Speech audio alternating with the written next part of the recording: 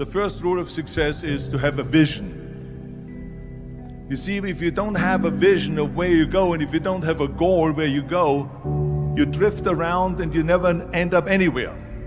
It's like you can have the best ship in the world, you can have the best airplane in the world. If the pilot or the captain doesn't know where to go, it would just drift around. It would not end up anywhere, or most likely in the wrong place. So I was very fortunate that I stumbled onto my vision. I mean, as you know, I was born in 1947 in Austria after the Second World War. And I didn't really like Austria when I grew up. I couldn't wait to get out of there. I couldn't see myself becoming a farmer or a worker in a factory or anything like that. Even though my parents wanted me to stay there and have a normal life. My father wanted me to become a police officer like he was. My mother wanted me just to stay there and marry a girl with the name of Heidi, hopefully, and have a bunch of kids and run around like the Van Trapp family. And they're really not doing it because they didn't have a goal and they followed this goal. A smile on your face. The others are working out just as hard as you do and they look sour in the face. Why is that? And I told people all the time, I said, because to me, I'm shooting for a goal. In front of me is the Mr. Universe title. So every rep that I do gets me closer to accomplishing that goal, to make this goal, this vision turn into reality.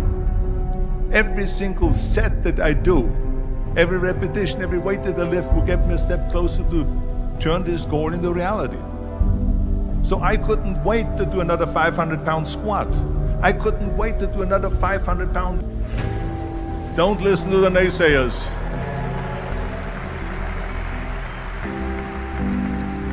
Everything I ever did, the thing that I heard out of people's mouth was, that's impossible. That can't be done. Or no. So whenever someone said to me, it can't be done, I heard, it can be done. When they said no, I heard yes. And when they said it's impossible, I heard it is possible. I'm a strong believer of what Nelson Mandela said, that everything is always impossible until someone does it. Well, I'm gonna be the one, I said to myself, I'm gonna do it and I'm gonna show it to them. Maybe it has never been done before. That's perfectly fine with me. But I'm gonna do it. And I did not listen to the naysayers. Next thing, the third point that I'm gonna make to you is, before we sit down with Jürgen and talk about the rest of the three, is work your ass off. There is no magic pill. There is no magic out there. You cannot get around, you have to work and work and work. And it drives me crazy when people say that they don't have enough time to go to the gym for 45 minutes a day and work out. Or to do something for 45 minutes to an hour a day to improve. If it is physically improve or if it is mentally to improve. Imagine you read 1 hour a day about history. How much you will learn after 365 hours in 1 year.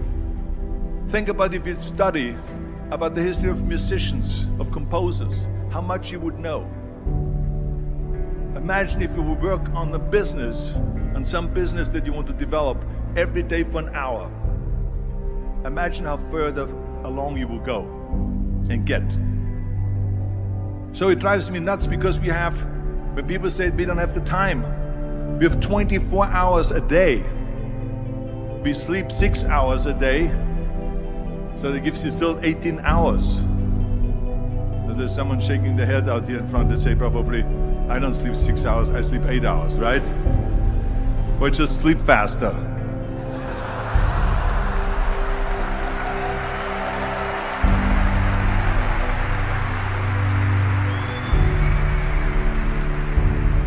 So we have 18 hours a day. The average person works around 8 to 10 hours. So let's assume it's 10 hours, so we have 8 hours left. Then you travel around an hour a day, maybe 2 hours a day. So now you have still 6 hours left. So what do you do with these 6 hours? What do you do with these 6 hours? Then we eat a little bit, then we schmooze a little bit, talk a little bit to people and all that stuff. But you can see how much time there is available if you organize your day. So you got to work hard. I mean, let me tell you something. When I went to America, I went to college. I went and worked out 5 hours a day, and I was working on construction.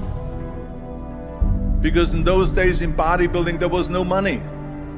I didn't have the money for food supplements or anything. So I had to go to work. So I worked on construction. I went to college. I worked out in the gym, and at night from 8 o'clock at night to 12 midnight, I went to acting class 4 times a week.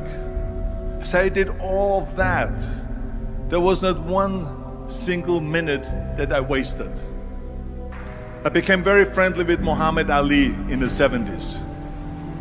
And Muhammad Ali worked his butt off. And I saw it firsthand. And I remember that there was a sports writer that was there in the gym when he was working out and he was doing sit-ups. And they asked him, how many sit-ups do you do? And he said, I don't start counting until it hurts. Now think about that. He doesn't start counting his sit-ups until he feels pain. That's when he starts counting. That is working hard. And so you can't get around the hard work. It doesn't matter who it is. As a matter of fact, I believe what Ted Turner said, work like hell and advertise.